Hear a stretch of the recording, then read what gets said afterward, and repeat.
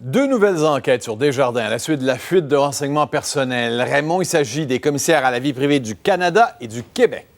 Voilà, ils ont annoncé la tenue de cette enquête par communiqué, un communiqué conjoint. Alors, le Commissariat à la protection de la vie privée du Canada et la Commission d'accès à l'information du Québec qui ouvre une enquête.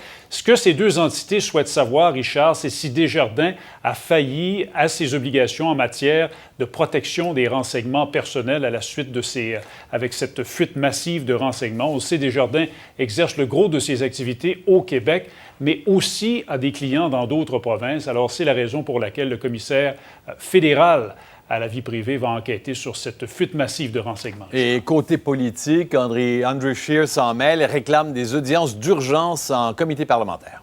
Voilà, le chef conservateur qui réclame la tenue d'une réunion d'urgence dès cette semaine du comité de la Chambre des communes sur la sécurité publique. Chef conservateur qui souhaite entre autres qu'Ottawa étudie la possibilité d'émettre de nouveaux numéros d'assurance sociale pour les personnes touchées.